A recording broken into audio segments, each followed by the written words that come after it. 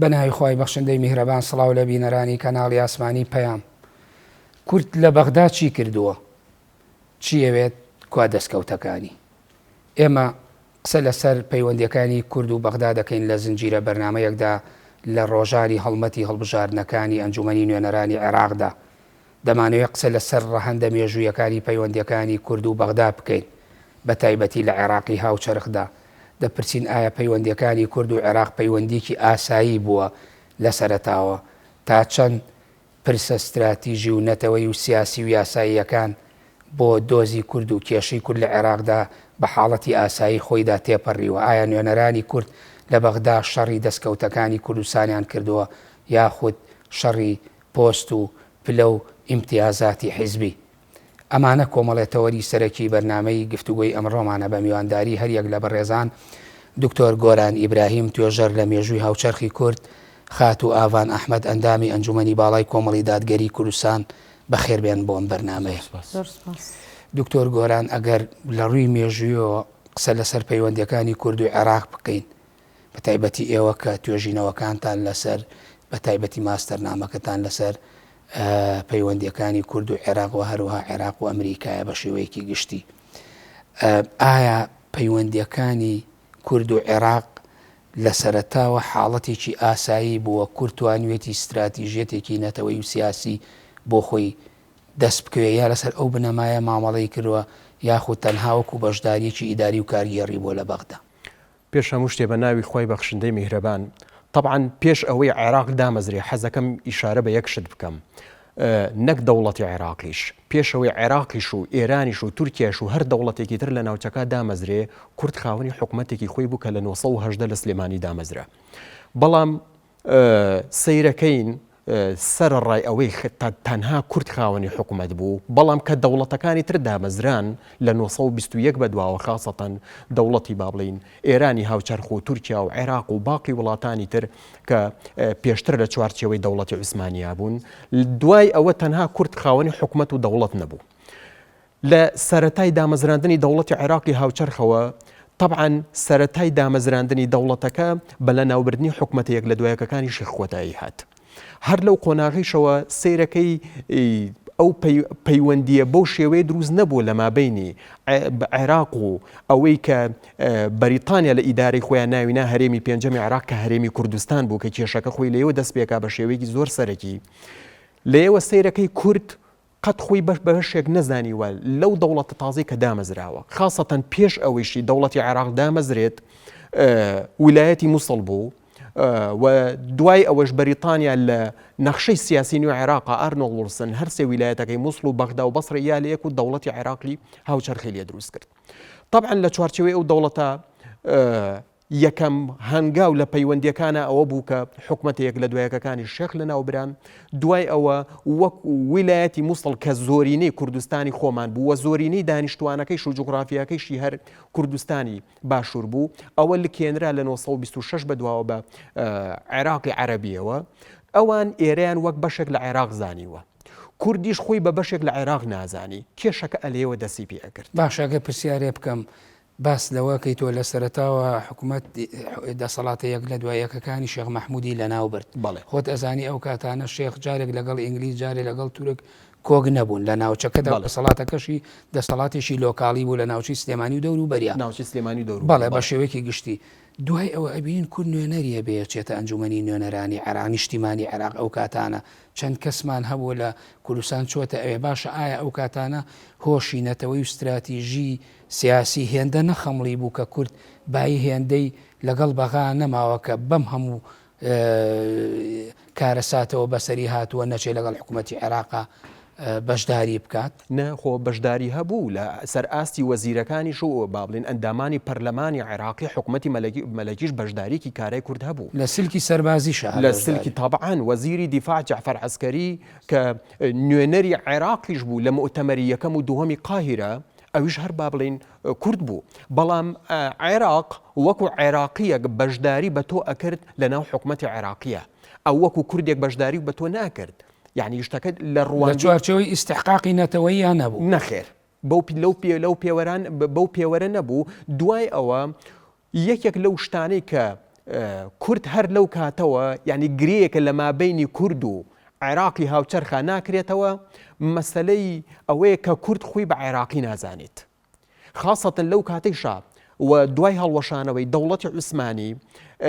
دەوڵەتی تازە سنووری تازە لەسەر بنەمای دەوڵەتی ناسیۆنالیستی دامەزرا کەمە باڵین فۆرمێکی غەربی بوو لە چوارچێوەی دەوڵەتی عوسمانیە و لە وڵاتانی شەرق و ئاسیایە جێبەجێکرا کوردیش ئەیویست وەکو دەوڵەتە ناسیۆنالیستەکانی تری وەکو ئێران تورکیا وڵاتانی عەرەبی ئەمیش ببێ بە خۆی ببێ بە خاوەنی دەوڵەتێک هەتا با بەست چی بوو ئەو بناغەی ئەوان هەیان بوو ئەو پاشخانە قومیەی کە ئەوان هەیان بوو چ لە دەوڵەتداریە چ لە فکری قومیە کورد خاوەنی ئەوە نەبوو تەنانەت مامۆستا محەممەد ئەمین زەکی بەک لە خۆڵاسەی کورد و تاریخی باسی ئەکات خۆڵێ تا تورکنەی و تورکین عەرەبنەی و عەرەبین خۆی من نەمازوو کوردی ئەڵێ هەمومان ئێمە بە خۆمانەوە عوسمانی لێوە عنی بۆ دەرەکەوێ لە بیدایەتی قەرنی 20 تا نزیکی سەرەتای بیدایەتی قەرنی 20 تۆ بە خۆت و تۆ عوسمانی لەیە فکرە ناسیۆنالیستەکەی تۆ دواکەوتووە بەڵێ وەکو هەست هەبووە هەستی نەتەوەیی بەڵام مەدرسەیەکی بەهێز و فکرێکی بەهێز و کۆمەڵێ داڕێژەری فکری ناسیۆنالیستی بەهێز و دۆسیەکی ئامادەکراو نەبوو بڵێمە کورد خاوەنی کێشەیە نەخێر ئەم هۆشە نەبووە دێمەوە لات ئەوانی تر تەواوەکەین خات و ئاوان تۆ لە سەرەتای دامەزراندنی با بڵێن ئەنجومەنی نیشتیمانی عێراق یا بڵێن ئەنجومەنی نوێنەرانی عێراق ئێوە ئەنجومەنێک هەبوو بە ناوی ئەنجومەنی نیشتیمانی و مەجلیسی وەتەنی بەشداریت کرد لە عێراقا ئەو کاتانە ئێوە چەند مانگێ بوو ئەبزام ئەوەندە نەبوو هەرتەمەنی هینەکەش ئەنجومەنەکەش یعنی ئایا جیاوازی نێوان ئەو قۆناغی ئێوە کە وەکو کورد لە بەغا بوون وەکو نوێنەری کورد و پێکاتەی کورد لەوێ بوون لەگەڵ ئێستا ینی چۆن ئەیبینیت ئەم جیاوازی ئایا خواستەکانی ئەو کاتە و ئێستا فەرقێکی زۆری کردو ئایا هیچ گۆڕانکاریە دروست بووە؟ بەناوی خی گەورە و میهرەبان زۆر سپاس بۆ ئەم دیدارێ بەڕێستان دیارە بەنسبەت ئەو گۆڕانکاری کە بەڕێستان ئاماژەی پێدەن لە بینی ئەو کاتە و ئێستا بەڵێ گۆڕانکاری جدی هەیە بە تایبەتی لە مەسەلە نەتەوەیەکانە ئێمە ئەو کات کە بڵێن لە قۆناغی گواستنەوە بووین کە بۆ ماوەی ساڵێک ئەنجومەنی نیشتیمانی عێراق هەڵبژێرا ئەو کاتە ئێمە بە دوو نوێنەر بەشداریمان کرد وەکو کۆمەڵی ئەو کاتە کۆمەڵی ئیسلامی بوو بە دوو نوێنەر بەشداریمان کرد ئەو شتە گرنگانەی کە لەو سەردەمەدا کران شتی زۆر گەورە و گرنگ بوون بناغەیە و داڕێژەرێکی پتە بوون بۆ ئەوی بتوانین ئێمە وەکو کورد بە سەرجەم مافەنەتەوەی و نیشتیمانەکانی خۆمان هاوڵاتیانی هەرێمی کوردستان شاد ببن. بەڵام بەداخەوە مەسەلە ئەو دەسەڵاتدارانەی کە زیاتر پشکیان لە دەسەڵات و لەوە هەبوو یعنی خەمساردی و ئیهمالی لەوانەوە ئەو هەستانە وردە وردە ڕۆژ بە دوای ڕۆژە کەمە بووە. ئەو کات دیار بوو 2005 تقریبا دوای ڕوخانی ڕژێم کە ئەو قۆناغی ئێمە دوای ڕوخانی ڕژێم بوو هەموو قیاداتی کوردی زۆربەی زۆریان لە ئاستەباڵەکانە بەشدار بوون ئەندامی ئەو ئەنجومەنە بوون یاخود بە پێشتریش باسیکن ئەندامی ئەنجومەنی حکم بوون کەواتە طموحێکی زیاتر و مەبدەئی بوونێکی زیاتر و هەست بە مەسئولیەتێکی نەتەوەیی زیاتر لە ناخی هەموو تاکێکی ئەو پەرلەمانتارانە و ئەو ئەندامی مەجلیسی حکم و ئەنجومەنی نیشتیمانیا هەبوو بۆیە ئەمە وای کرد کۆمەڵێ بناغەدا ڕێژەر دابنرێت لەوانە ئەو قۆناغا کە ئێمە قۆناغی گواستنەوەیان پێوت کە سێ ئیشی لە خۆی گرت بوو یعنی مەهامی ئەو قۆناغا یەکەم سیاغەکردن و داڕشتنی دەستوری گشتی عێراق کەوە تەزدیقکردنی لە ئەنجومەنی نیشتیمانیە دووهەم میزانیە بۆ ئەو ساڵە ساڵی 2005 میزانی هەموو عێراق لەگەڵ ئەوەشی کە هین بێت چەند یاسایەک هینی پێکرا یعنیەوەنە قەراری لەسەردرا دەنگی لەسەردرا لەوانە قانونی لجوئی سیاسی قانونی بڵێن ئەم چی پێڵن قانونی تەقاعدی موحد ئەمانە دەنگی لەسەرداوە بە ئیزافی ئەوەش بودجێ عێراق بۆیە لەو کاتە کە دەستوری داڕێژەری بوون هەموو پێکهاتەکانی عێراق بە گڕوتینەوە هەموو ئیشیە کرد لەسەری بۆیە بە تایبەتی لە مەجلیسی حکومە قیادە سیاسیەکانی کورد زۆر بەشدار بوون منسەجمتر بوون مەسەلە زیاتر لەسەر داکۆشیکردن لە مافەنەتەوایەتیەکان دەستوورەکان بۆیە ئەبینی هەر لەو کاتا لە بەتایبەتی قۆناغی ئێمەکە قۆناغی سیاغی دەستور بوو کۆمەڵە شت لەوانە مەسلەی ئەم دەوڵەتە دەوڵەتێکی هەموو ئیتیفاق کرا زۆربەی بەندەکانی بە تەوافقی سیاسی ڕێکەوتن لەسەری کە ئەبێت ئاوا ئەو یەکێک لەوانە مەسلەی دەوڵەتی عێراق دەوڵەتێکی جمهوری پەرلەمانی دیموقراتی فدرالیە ئەمە هەموو پێکهاتەکان تایە ئەتوانێت لە ناو عێراقێکی چۆنەڵی ئەمن و ئەمانە بتوانێت سەرجەم پێکهاتەکان بتوانن ژیانی خۆیان و تەعایشی خۆیان لەناو ئەو عێراقا دەستەبەر بکەن و هەند کۆمەڵە شت هەبوو خلافی بوون کە ئەو کاتە نەئەکرا یەکێک لەو شتانە مادەی 140 بوو سنووری عێراق یەکێک لەو شتانە کە کرا تحدیدی سنووری بڵێن عەفو هەرێمی کوردستان بکرێ ڕێک نەکەوتن بوو بۆیە بە مادەیەک معەلەقیان کرد کۆمەڵی ئیجراءاتی تایە لەوانە ئیستیفتا و لەوانە مادەی 140 مەبەسە ببوورە ئێوە ئەم شتانەی تۆ باسکرد بەشێکی زۆری گشتیە تایبەتە بە عێراقەوە خصوصیەتی و یا تایبەتمەندی بۆ کوردستان جگە لە مادەی 140 دەستوری کە لە 2005 لەسەردا چیتر بوو جگەلەوە مەسەلەی پۆستە سیادیەکانی عێراقە لەوانە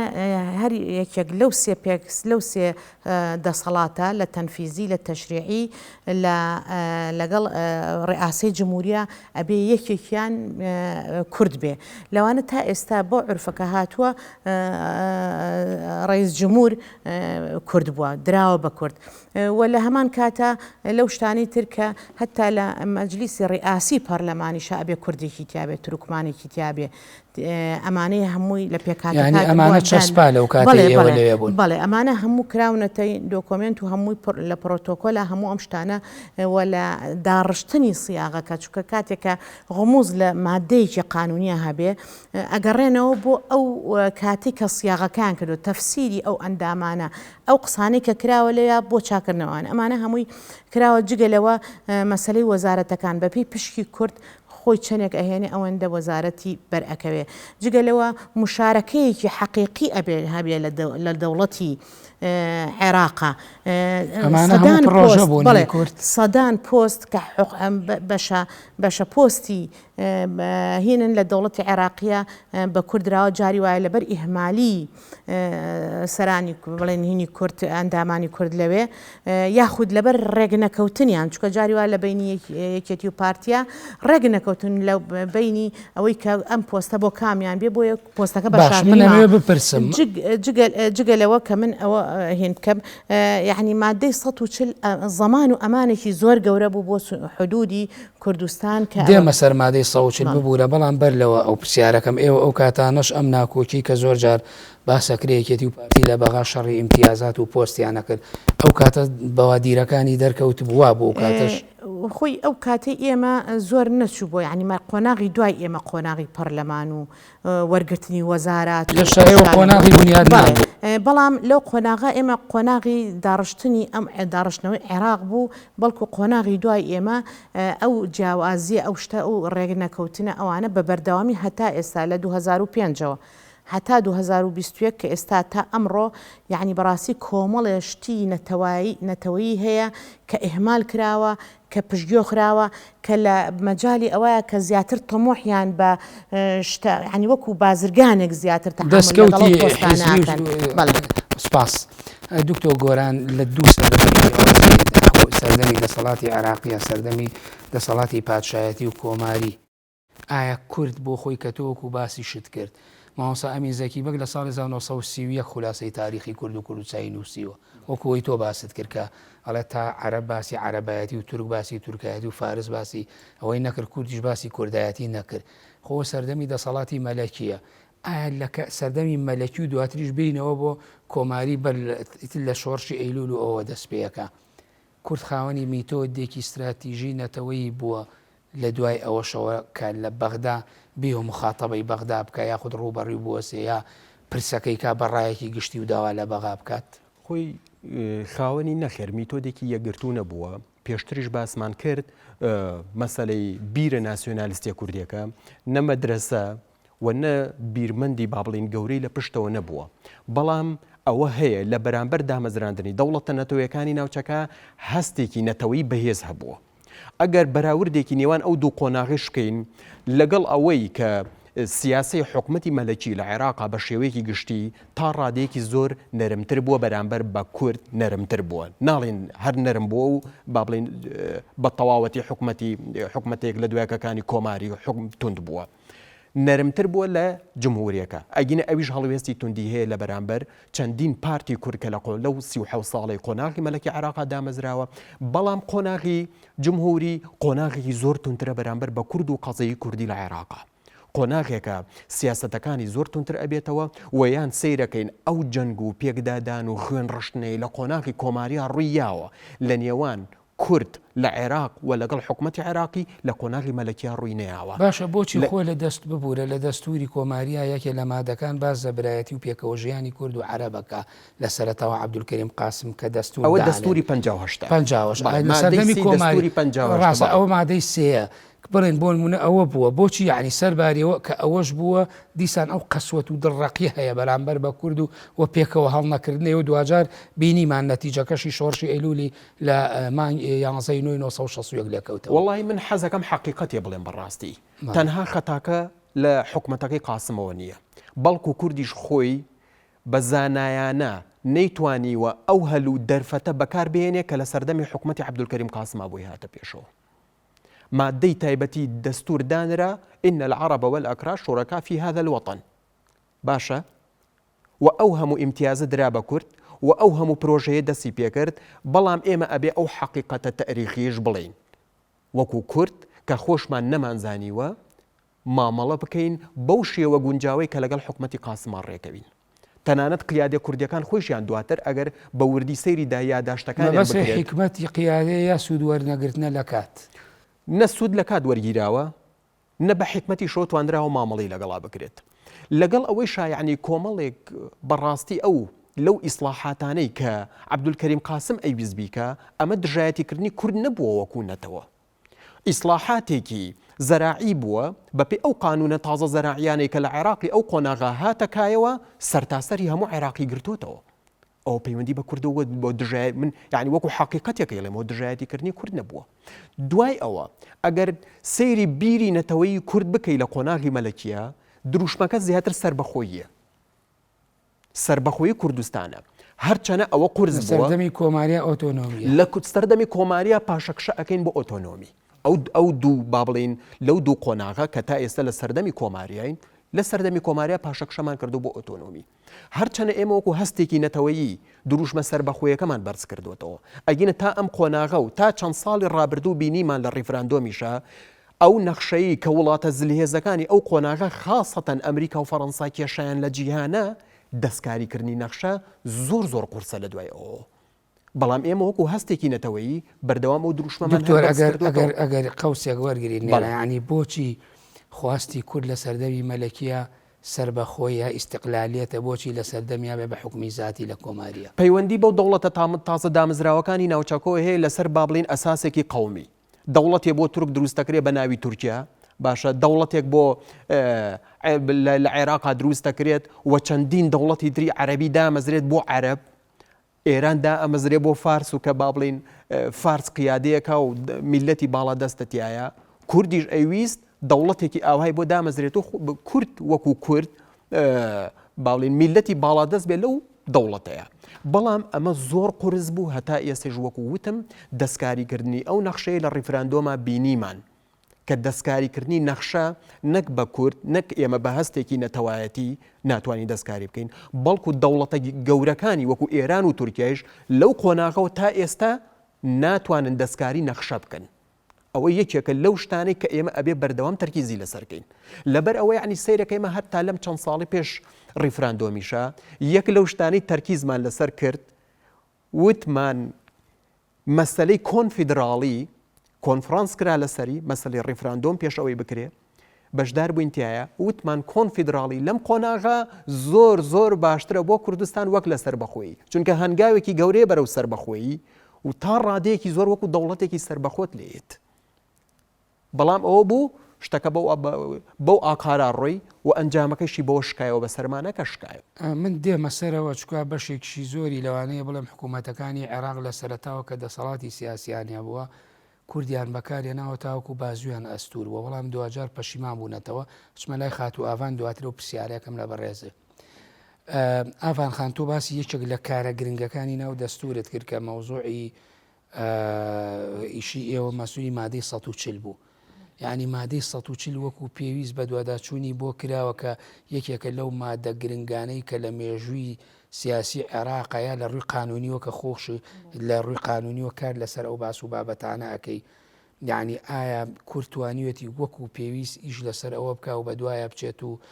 چۆنەڵی چاودێری ئەوە بکە کە ئەم مادەیە بۆ خۆی بۆ کورد دەستکەوتێکی گرنگە و پێویستە لێکەوتە و دەراویشتەکانی ببینێتەوە لە تەمەنی عێراقینەوە و چرخە بەڵێ دیارە بەنسبەت مادەی 140ەوە یعنی یەکێک لەو هۆکارانی کە تا ئێستا جێبەجێ نەبووە هەروکو باسم کرد لە 2005 هەتاکو ئێستا کە جێبەجێ نەبووە هۆکارەکان یەکێک لەوانە کورد خۆی بووە کورد ئەم مادەی 140 لە ناو دەستورایە پێویستەکات بە دوواداچوونی بۆ بکرێت پێویستەکە لەلایەن ئەو پەرلەمانتارانی کە دەرەچن بۆ ئەو خولانی پەرلەمان کە تا ئێستاوە چەند خولی بڕیوە نەمان بینی ڕۆژێک شتێکی علامی بیبیستین مادەی 140 ئەوە بۆ نمونە داوایان لە محکەمەی ئیتیحاد ئەسڵەن بەرامبەرەکانمان نایارەکانی کورد ئەوانەی کە هەستێکی چۆنەڵی هینیان هەیە چۆنڵی عەرەب و ئەو تورکانی کە کەسانێکی شۆڤێنین زیاتر هەستاون بەوەی کە ئەمان خەمیان لێ هاتو ئەزانن مادەیەک هەیە لە ناو دەستورە یەت ئەوێ ئەم مادە دەستوریە سقوڵی پێ بکە ماوەکەی بەسەبەبی ئەوەی کە علاساس مدەی قانونی ئەم مادەیە بەسەر چۆ کە ساڵێک دانراوە بۆ جێبەجێکردنی بۆیە هەر ئەو کە ئەمانە کاتێک کە ئەمە ئەکەن بەڵام لە مقابلەوە کورد ناچێ بڵێ بێت بۆ نمونە داوایەک لە محکەمەی ئیتیحادی بکە ئایا ئەو کەسانی کە ئیهمالی ئەم مادەیان کردو و جێبەجێیان نەکردووە کە لە دوای 2005ەوەی تر بە سەرجەم حکوومەتەیەک لە دوایەکەکان بەرپرسن لە جێبەجێ نەکردنی ئەو مادەیە چکە بێ حکوومەتی تەنفیزی ئەو بابەتە جێبەجێ بکە ئەوان وا بوون ئیهمال بوون وەکو تۆ و نەزعەیەکی ناسیۆنالیستی عەرەبی هەبوو بەرامبەر بەمە ئایا کورد بە خەبەر و بە ئاگا بووە لەم نەزعەیە هیچ تا ئێستا هەر ئاوا ماوە تۆکو مادەیەکی مردوو لە ناو دەستورەکە بەڵام خۆشبەختانە بەڵام یعنی ئێستامە ئێمە شتێکی دەستکەوتێکی زۆر گەورەی قانونیمان بەدەستەوەی کە بریتە لەو قەرارەی کە محکەمەی ئیتیحادی یای لەسەر ئەوەی ئەم تروکمانانە هەستان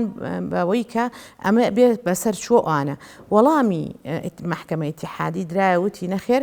بەڵکو ئەم مادەیە هەر ساریە هەر بەردەوامە و ئەو ساڵش کە بۆی دانراوە زیاتر بۆ ئەوە دانراوە کە جددیت هەبێ لە جێبەجێکردنی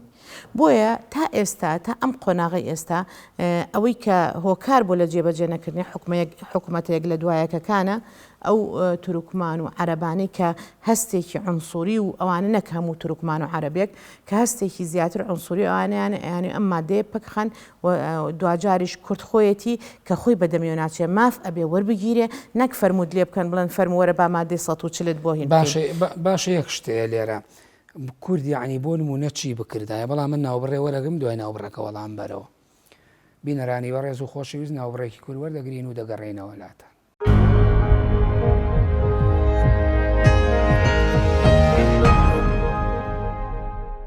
دووبارە سڵاو ئاوان خان بەر لە ناوبڕەکە و پرسیارم کردی کورد بوون نەچی بکردایە ئایا کە تۆ بەزە و نەزعاکەیت ئەوان زۆرینەیەکی ڕەحان لە ناو پەرلەمانە شەقامێکی گەوریان بەدەستەوەیە لە شەقامی شیعی لە سونی بەڵام لە مەسەلە ناسیۆنالیسیەکە یەکدەنگن گەرچی مەزەبەکانیشان جیاوازە بەڵام چی بکردایە کورد کورد ئەتوانێت ڕێگەی قانونی زۆر لە بەتایبەتی نوێنەرانی کورد لە بەغدا بگرنە بەر یەکێک لەوانە ئیستیجوابکردنی ئەو لایەنە پەیوەندی دارانەیە کە پەیوەندیان بە پرۆسەی جێبەجێکردنی مادەی 140ەوە هەیە ئەو لاەن و پەیوەند بانک بکرێن مەسەلە لە کاتی ئیستیجوابە نەگەشتە نەتیجە ئەگەر هەر قەرارێکی بە جۆرێک درا پێچەوانەی دەقە یاساییەکەی ناو دەستور بوو ئەو کاتە کورد بۆی هەیە ڕەفعی داوایە بکە لە محکەمەی ئیتیحادی بۆ ئەوەی قەرار لەسەر چکە محکەمەی ئیتیحادی قەرار لەسەر هەر شتێک بە لەسەر و قەراری پەرلەمانیشەوە باتەوە ئەبێ هەموو لایەک پێوە مولزەم بن بۆیە پێویستە ڕێگە قانونیەکان بگرنە بەر ئەمە یەک دوو ئەبێت کورد بیری ئەم تا ئێستا ئێمە سنوورمان دیار نییە ئەوەی وەختی خۆی کە لە ڕاپەڕینا ئێمە کردومانەوە بەدەستمان هێناوە ئەو سنوورانە غەیری ئەوە کوردستان یعنی هەمووی لەسەر ناوچە جێناکۆکەکانەوەیە ینی هاتە ئەو شوێنە بۆیە کورد ئەبێ خۆی لەوێ لێبڕاوانە بە تایبەتی نوێنەرانی کورد کە وعدی ئەوە گەورە و زەق ئەدەن بە دەنگدەرەکانیان کە ئێمە مادەی 140 ئەبێ ئیشی لەسەرکەین ئەبێ لە ئاسی ئەو دەنگانە بن و هەوڵی ئەوە بدەن کە جارێکی تر سەر لە نێو ڕۆحێکی تر بکەنەوە بەبەری مادەی 140 و هەر ئیشی لەسەر بکەن ئەگاتە نەتیجە. دوایە محکەمەی ئیتیحادی بتوانێت ئەمە بگەێنێتە نەتیجەیەک؟ محکمەی ئیتیحادی قەرارەیە وەکو پێم وتی قەراری محکمەی ئیتیحادی بە پێی قانون ملزم هەموو باتە و ملزمە ینی هەمووی ئەبێ پێوی پابند بێ و دوجار لە بەغداد وەکو ئێرە نییە زۆر اعتیبار بۆ هین نەکەن بۆ قەراری محکمە هین نەکرێ و جێبەجێ نەکرێ یا پەک بخرێ و یا جاری وایە قەرار لەسەر شتێکە درێ پەکە خرێ هەر ئاوادان رێ ناڵێت جێبەجێ ناکەم بەس درێژەی پێەیە بەڵام لە بەغداد جیاوازترە بەڵێ ینی هەرچەنە ئەم هەموو جیاوازی مەزاهبی و تائیفی و چۆنەڵێ حیزبی زۆر زۆر توندە لەوێ بەڵام لە هەمان کاتە دەوڵەتی عێراق لە ڕووی یاساییەوە زیندووترە لە ڕووی جێبەجێکردنەکانیەوە باشترە لە ئێمە بە تایبەتی ئەو شتانەی کە پەیوەندی بە حکمەوە بە سیستمی حکومەوە هەیە. دکتۆر گۆران تعقیبێت کە بوو لەسەر قسەکانی خات و ئاوان بە تایبەتی لەسەر مادەی 140 چکات تۆ پێشتریش باسی مادەی سی دەستوری هینمان کرد دەستوری کۆماری لە عێراقا کە لە مادەی سیابازە هاوبەشی کورد و عەرەبەکە لە عێراقا تا ڕادەیەوە خۆ لەوانەیە بۆعدێکی استراتیژی نەتەوەیی و چۆنەڵی مافیتیانە بەڵام وەکو ئەوەی کە هاوڵاتیی عێراقین بەڵام مادەی 140 ئەوەی تیا شتێکت هەبوو تۆ لەسەر گرنگە بە طبعا یەک سەبەبی جێبەجێ نەکردنی ئەو مادەیە و تا ڕادەیەکی زۆر ئێستا کە لایەنە عەرەبیەکان بە شێوەیەکی گشتی بە مادەیەکی مردوو سەیری ئەکەن طبعا یەک لە سەبەبە سەرەکیەکانی خۆمانین ئێمە مەسەلەی کورد و وەقیادینی کوردی کە ئەو ڕۆڵەیان نەبووە وەک مامۆستا پێشتر باڵین باسی لێوە کرد بەڵام یەک شتی تریشمان بیر نەچێ لەسەر مستەوای ئیقلیمی و لەسەر مستەوای دەولیژ کەس وەخاصەتەن ئەمریکا لەگەڵ جێبەجێکردنی مادەی 140 تەنانەت پۆڵ بریمەر پێش ئەوەی بڕواتەوە بە قیادینی کوردی و تۆ لە بەغا ئێمە ئامادەنین یەک بست لەوەی ناوتان ناوە ناوچە دابڕاوەکان ئەو کاتە هێشتا ناوی نەدرابوو ناوچە کوردستانیەکانی دەرەوەی هەرێم یەک بست لە ئەوەی ناوتان ناوە ناوچە دابڕاوەکان ئامادەنین یەک بستی بێتەوە سەر هەرێمی کوردستان بۆ یعنی ئیتر ئەوە استراتیژی خۆیەتی و بەو شێوەیە ئەمریکا چی دەستکەوتێکی و ئەمە بەفعلی کاتێکیش کە هێزەکانی ئەمریکا لە ساڵی 2011 بۆ یەکەم جار وەجبەی هێزەکانی ئەمریکا لە ئیداری ئۆبامایە پاشەکشەی کرد هێنری کیسنجەر لەو کاتەوەی با بڵین دوای ئەو هەموو نەکسەیی کە لە قۆناغی وەزیری خارجی ئەو پیاوەی ئەمریکا بەسەر کووردا هات تاکە قسەی ئەوە بوو بۆ عێراق وتی ئەوەی ناو نراوە ناوچە دابڕاوەکان ئەبێ ئەمریکا تەسلیمی حکومەتی عێراقی و سوپای عێراقی بکاتەوە. باشە دکتۆر تۆ توێژەریشی لە بواری پەیوەندەکانی عێراق و ئەمریکا هۆکاری چییە ئەمریکا نمونەی هێنری کیسنجەر ئەمە لە 75 ئەمەی کرد کە ئەو کاتانە وەزیری خارجی ئەمریکا بوو ئەمەی پۆڵ بریمەریش حاکمی سیاسی ئەمریکا لە عێراق یعنی هۆکاری چی ئەمریکاوەکە چی بەرژەوەندیەکیە لەمە طبعا لە ڕیفراندۆمە بە عملی ئەم قسانەمان بۆ دەرکەوت ئەو قسانەی کە پێشتر کرا چ لە ئیداری ئۆباما چ لە قۆناغی بابلن حکمی کاتی عێراقی و قۆناغی پۆڵ بریمەرە ئەمانی بە قسە کردیان بە کردداری لە 16 ئۆکتۆبرە جێبەجێ بوو و خۆشمان بینیمان بە تەواوەتی لەبەر ئەوە ڕاستە پیان وایە هەرێمێکی کوردستان هەبێ لە عێراقا بەڵام تەنانەت لە ئیدارەی ترەمپە یەک لەو پرۆتۆکۆلانەی کە کۆماریەکان و دیموکراتیەکان لە ئەمریکا لەسەری ڕێکەوتون تەنانەت مادلین ئۆڵبرایت ئیمزای لەسەر کردو وەک لایەنی دیموکراتەکان یەک لەو شتانێک بابلین لە جیهانە و خاصەتەن عێراقکە لەسەری ڕێکەوت بێن چییە ئەم دوو حیزبە یەکێتی خاکی عێراق یعنی ئەوە ئێستا لە استراتیژێتی ئەمریکا لە استراتیژی ئەمریکا هەردوو پارتە سەرەکیەکە وەکو پرۆتۆکۆلێک جارێ بۆ ئەم قۆناغە لەسەری ڕێکەوت ئیتر لە قۆناغی داهاتوە استراتیژی ئەمریکا بە شێوەیەکی تری لێهات یاخوا لە 100 تا 100 بگۆڕێت و لەگەڵ ئەوانە بێت ئەو کاتە ئێمەش بە شێوەیەکی ترەتواری هەدەفەکانی خۆت بپێکی لە عێراقا بەڵام بۆ قۆناغی پێشتر و هەتا ئێستا کە ئێمە قسەی لێوەکەین مەسلەی سیاسی خارجی ئەمریکی بەرامبەر بە قەزەی کوردی لە عێراقا و خاصەتەن ئەو ناوچە جوغرافی کە طبعا ناوێکی جوانە بەلای منەوە ناوچە کوردستانەکانی دەرەوەی هەرێم یعنی ئەو منتیقەیە کاگاران بەڕاستی لە هەموو خاکی ئیسرائیل و فەڵەستین گەورەترە لە ڕووی وەکو باڵین جوغرافیاوە و مەساحی جوغرافی ئەو منتیقەیە لە هەموو ئیسرائیل و فەڵەستین گەورەترە بەڵام سیرەکەی ئێمە لە 16 ئۆکتۆبرە لە ماوەی 1 بۆ 2 ڕۆژە لە دەستمانە. باش ئیزافەیەک بۆ قسەکەی مامۆستا هەرچەنە کاتی پرسیارەکی خۆشم نەهاتووە یعنی هەندێشت هەیە ئەبێت کوردیش بۆ خۆی ئەمە قەرارە لای ئەوان بەڵام هەموو شتێ بە ڕێگەی دیبلۆماسیەت بە ڕێگەی پەیوەندی سیاسیەکان یعنی کورد لەو ڕۆژەوە هەوڵی نەداوە لەگەڵ ئەگەر ئێمە بڵین قەراری دەوڵەتە زلهێزەکانە نەیتوانێ ئەو بکە ئەگەر نا لە کاتی ڕیفراندۆمە فرسەتێکی زۆر گەورە هاتە پێشەوە کە ئەمە ڕێگریم لێکە لە ڕیفراندۆم ئەمە کارتێکی ترم پێ فەرمو ئەم ناوچە کوردستانیانم بۆ یەکلاکەرەوە دوجار هاونیشتیمانیەکان یەکلایەکاتەوە بە دەنگانی خەڵکەکە یەکلا بێتەوە ینی ئەوە بکرایە ئەو زەمەنە ڕێگە چارێک بەڵێ ینی بۆ ئەوە بتێنانە سەرخە هەت ئەم دەوڵەتی عێراقی ڕازی نەبوو هەم ئەمریکا وڵاتەکان هیچی ڕازی نەبوون بە ڕیفراندۆمەکە بەڵام ئەکرا ئەو جددیەتە لەسەر ڕیفراندۆم کرا ئەو جددیەتە لەسەر مادەی 140 بکرا ئەگەشتە نەتیجەیەک باش من ئەو پرسیارێکەیە لە تۆشێکە مەڵام با بەر لەوە لە دکتۆر گۆرانیشی بکەمەوە هەمیشە توێژەرانی سیاسی و لێکۆڵەرەوان و تەنانە ئەوانەشی لە بواری کۆمەڵناسیشە بە تایبەتی لە عێراقدا کە قسە لەسەر کۆمەلگای عێراقی ئەکەن باسی ناتەبایی ئەکرێ کورد بە تایبەتی ئەگەر تۆ باسی سەردەمی کۆماری و قاسم بکەین خۆ دەزانی لە 50 تا شۆڕش کرا لە 50ەوە بارزانی هێنایەوە لە یەکێتی سۆڤێتەوە لە 61 شۆڕشی ئەیلول دروست و لە 64 ئینشقاق و ناکۆکی و ناتەبایی دروست بوو هەتاوەکو ئەوەی کە پێوتێ ئاش بەتاڵ وانە ئەمە ناکۆکی سەرکردایەتی سیاسی کورد و بە بڕوای تۆ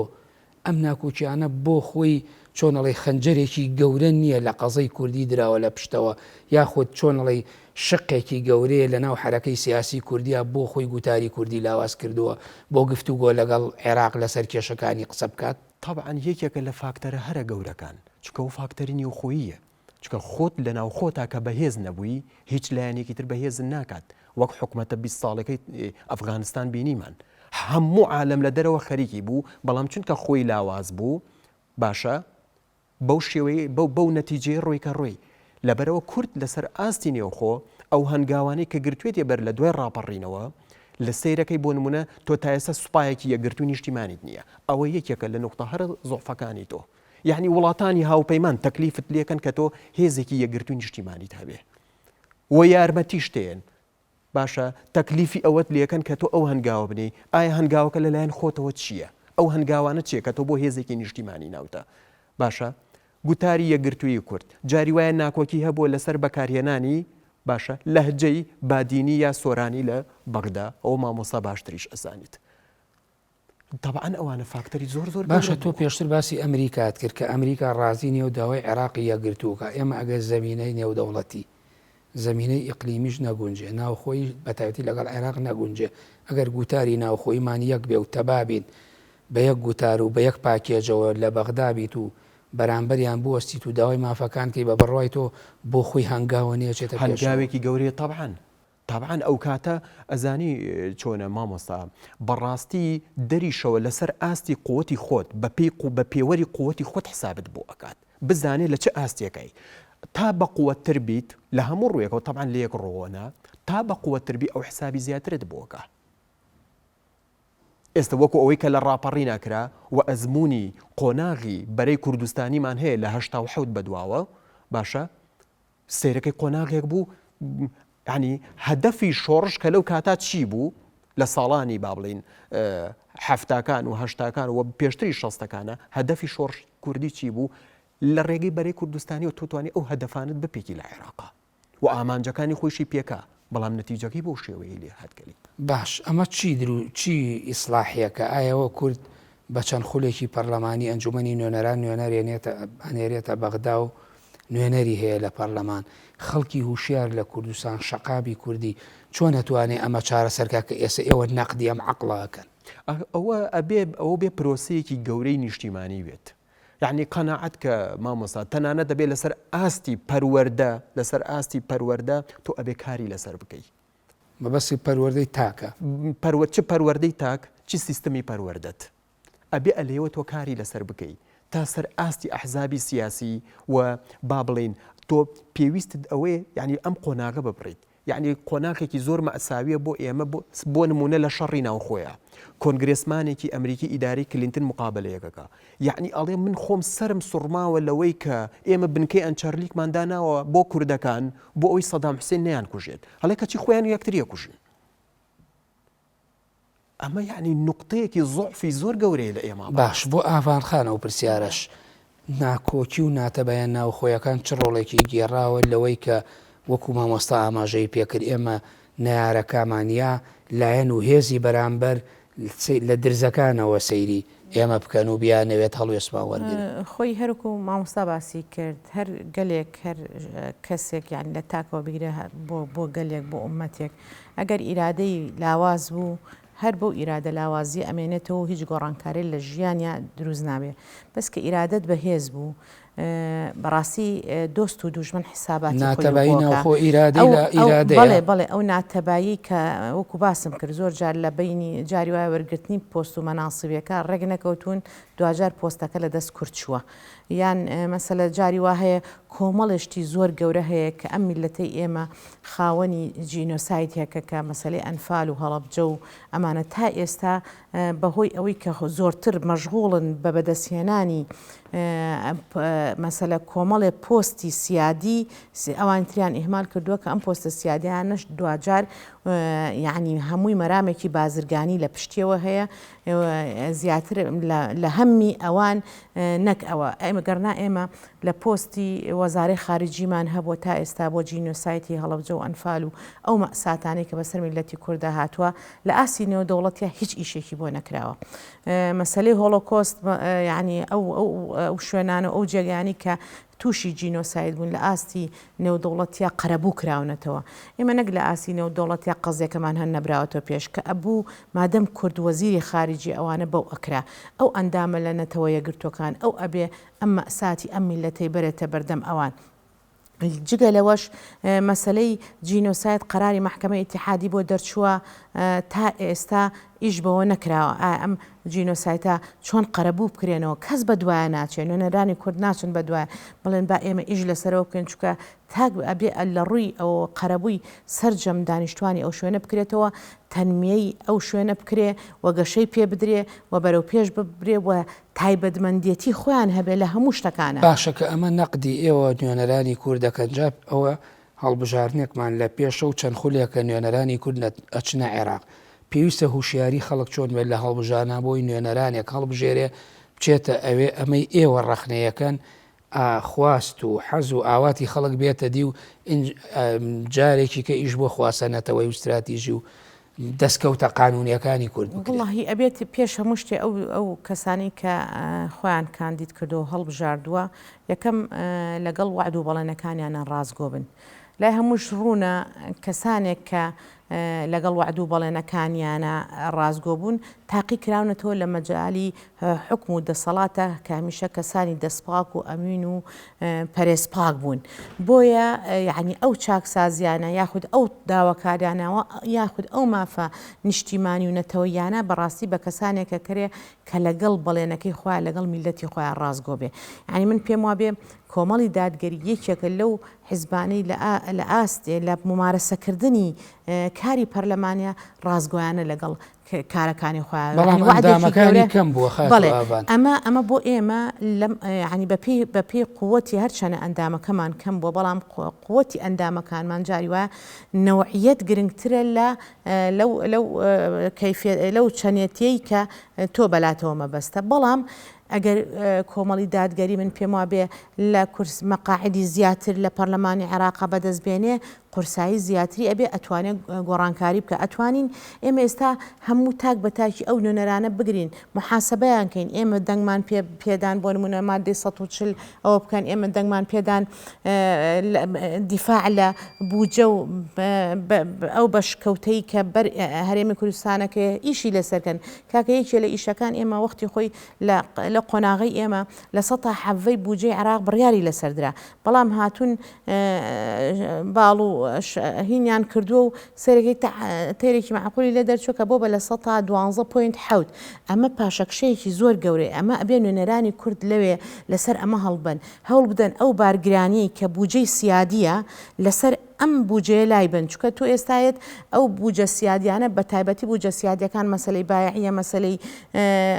دەرمان و تەندروستیە کە ئەمانە لەسەر ئەوەدا ئەندرەیە مەسلەی جێشە پێشمەرگەی یەت هەمووی لەسەر حسابی لە ساحەفەکە بۆ دانێ کە ئەمە ئەبێ نوێنەرانی کورد کاتێک کە ئەچنە بەغا هەموو ئەم شتانە بزانن ئیشی بۆ بکەن هەوڵی بۆ بدەن کە ئەم بارگرانن لەسەر میلەتەکەی خۆیان لابەرن بۆ ئەوی ژیانی میلەتەکەیان زیاتر خۆش باشە تۆ ئێستا لە ساڵی 2005 وەکو ژنێک چوویتە ئەوێ ئێستا ئێوەش نوێنەرەکان دوان لە نوێنەرەکان ژنن ئایا جیاوازی نوێنەرانی ژن و پیاو لەلایەک بۆ داکۆکی لە مافەکانی ژن لە عێراق و لە کوردستانیش بە تایبەتی و با بڵین داکۆکی لە مافە نەتەوەی و استراتیژەکان کە ئێستا تەوەری باسەکەمانەوە پەیوەندی دیبلۆماسیەکان لەگەڵ عێراقی هاوچەرخە چ جیاوازیەکی هەیە ئایا ئەتوانین بڵێن خصوصیەتی هەیە یاخود هەروەکو یەکە و تەنها ئەمە پەیوەندی بە کۆتا و بە کۆمەڵی مەرجی قانونی کۆمیسیۆن و سیستەمی هەڵبژاردنەوەی لە عێراق نەخێر ئێمە جارێ یەکێکی تر لەو دەستکەوتانەی قۆناغی بڵێن ئێمە کە دانانی دەستور بوو ئەوە بوو مەسلەی کۆتا تەسپیتی کۆتا لە سا 25 سەرجەم هینەکان مەقاعدە پەرلەمانیەکانە بێ ئافرەت بێ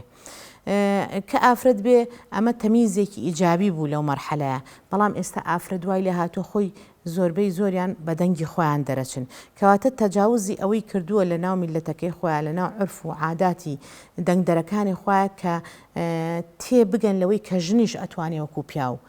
قسە بکە ژنیش وەکو پیاو ئەتوانێت تێبگە ژنیش وەک پیاو ئەتوانێت کاری گەورە و ناوازە بکە بۆیە ژنەکان خۆیان سەلماند بەشێکی زۆر لە ژنەکان خۆیان سەلماندووە و ئەو کاندیدانەی ئێمەش کاندیدیەکەن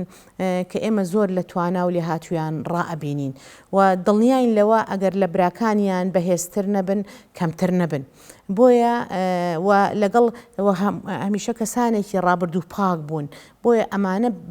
بچنە ئەوێ ئێمە پێمان وایە ئافرەتەکانمان لە هەر قۆناغێکە پەرلەمانتار بوو بێتن زۆر جددی بوون زۆر زیاد لە حەددا کۆشیان لە مافی میلەتەکەیان کردووە و ئافرەت بەو کۆتایە ئەتوانشتی زۆر گەورە بکات جگەلەوە قۆناغێکی تر هەر لەم قۆناغانەی پێشوە یعنی ئەوەش هەنگاوێکی گەورە بوو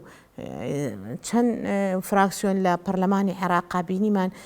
سەرۆکی فراکسیۆنەکەی بریتی بوو لە ئافرەت کەواتە لێ هاتووی ئەو ئافرەتانە وای کردووە ئەوە مانع نییە ئێمە ڕخنە لەوە نەگرین چکە سەدان پەرلەمانتاریش هەیە پیاوی شەو بێدەنگە ئافرەتیشمان هەیە بێدەنگە بۆیە بێدەنگ بوون و بێدەنگ نەبوونی پەیوەندی بە خودوی ئافرەت بوونەکە بێ و پیاوانیە سپاس خات و ئاوان دکتۆر گۆران من ماوەی بەرنامەکەم بەرەو تەواو نەچێ بەڵام ئەمەوێ ڕای تۆکو توێژەرێکی بواری مێژوو کە ئەزمونێکت نووسیوەتەوە لە ساڵی 1920 لە سەردەمی فەیسەڵی یەکەمەوە تاوەکو 1975 و عەلاقاتەکانی کورد و عێراق و ئەمریکا و عێراق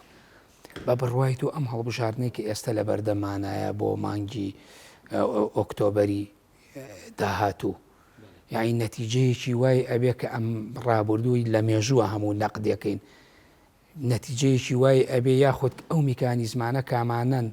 کە ئەکرێ بڵین نەتیجەیەکی پۆزیتیڤی ئەبێ بۆ ئەوەی کە کورد بتوانێ لە بەغدا نوێنەرایەتێکی ڕاستەقینەی هەبێت و خەڵکێکی باش هەڵبژێرێ و داکۆکی لە مافەکانی بکات وەکو توێژەرێکەمەی ڕای خۆت بڵێ وڵی هەروەکو مامۆساوتی یعنی من تەمەنا ئەەکەم خەڵک دەنگ بە خەڵکێکی ڕابرد و پاک دەست پاک و زمان پاک و خەڵکێکی ڕاستگۆ و زۆرینەیشتیش بۆ خەڵک ڕوون بۆتەوە یەکلا بۆتەوە بە تەواوەتی کە ئایا تۆ دەنگ ئەی بەکێ کێ دڵسۆز و کێ دەست پاک و ڕاستگۆیە و کێ پێچەوانەکەیەتی لەوەیشە کە ئایا نەتیجەیەکی پۆزیتیڤی ئەبیاننا ئەویان داهات و جوابی ئاياتەوە ئایا هەڵبژاردنەکە هەڵبژاردێکی عەفو هەڵبژارنێکی بێساختە و پاک دەرەچێت ئەمە کە ئێمە ئەزمونمان لەگەڵ ئەو جۆرەی هەڵبژاردن لە عێراق و لە کوردستانە نییە بەڕاستی. ئایا هەڵبژاردنەکە بەو شێوەیە ئەبێت یا هەڵبژاردنێکە بێت ساختەکاری وە بە ئاڕاستەی ترە ئەبرێ نەتیجەکەی.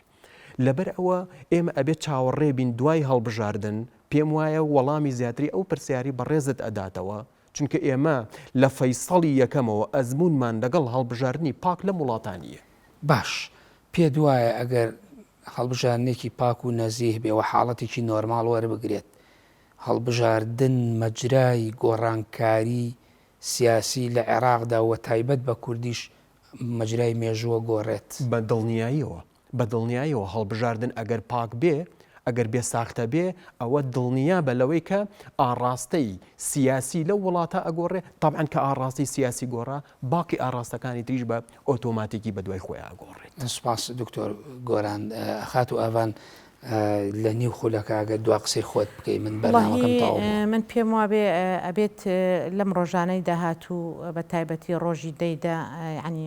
هاونیشتیمانیانی هەرێمی کوردستان زۆر چاوکراوە بن لەسەرەوەی کە بەرەو سندوقەکانی دەنگدان بڕۆن و هیچ کاتێک ئەوە نەکەن کە ساردی بنوێنن نەڕۆن بۆ دەنگەوە چکە لە دوجارە بژڕۆن دەنگ بن. یعنی دەنگ نەدان و دەنگدان یا هەندێک کەس هەیە ئەڵێ ئەی سووتێنم ئەم سووتانە شەر بۆ خۆی بە هەمان شوێر حسابی ئەوی بۆ کرێت لە مەساڵحی ئەو حیزبە دەسەڵاتدارانەیە دەنگی خۆی بدا بە نوێنەری ڕەوای خۆی و دوجار لە دوای دەیدا ئێمە گلەیی لە خۆمان بکەین نەک گلەیی لەو دەسەڵاتە بکەین کە بۆچی وای کرد کە ئێمە بووینەتە سەبەبی مانەوەی زیاتری و هەڵبژاردنیش گۆڕانکاری گەورە ئەکا چونکە تۆ بڵیت و نەڵێت ئەم دەسەڵاتە لە هەڵبژاردن زۆرە ترسی ئەوە تا هەموو وەسائلەکانی خستۆتە هینەوە کارای کردووە بۆ ئەوەی دەنگ بەدەست بێنێ چکە ئەترسێ دوجاریش تەزویریش لە حدێکی معقولە ئاکرێ زۆر ئەو تەزویرە ئەگەر خەڵک خۆی بڕوە ئامادە بێت دەنگ بدا و تەزویرە مەساحەی تەزویرەکە کەمە بێتەوە و ئەو وڵاتە زلهێزانەش متابعی ئەو هەڵبژاردنەکەن دوجار کێ لەسەر یعنی کێ دەنگێنە ئەو ئیش لەگەڵ ڕقەمە ئەو دەوڵەتە زلهێزانە ڕقەم بوویت تعامل لەگەڵەکە ڕقەم نەبووی تعامل لەگەڵ سپاس خات و ئاوان ئەحمەد ئەندامی ئەنجومەنی باڵای کۆمەڵی دادگەری کوردستان و ئەندام لە ئەنجومەنی نیشتیمانی عێراق لە ساڵی 2005 سپاس بۆ دکتۆر گۆران ئیبراهیم توێژەر لە مێژووی هاوچەرخی کورد سپاستانەکەم لەم بەرنامەیە ئامادەبوو. بەڵێ بینەرانی بەڕێز و خۆشەویست بەم شێوەیە هاتمە کۆتایی بەرنامەی گفتوگۆی ئەمڕۆمان تا بەرنامەیەکی تر بەخوای گەورە و میهرەبانتان دەست پێرم کاتێکی خۆش بۆ هەموو لایەک.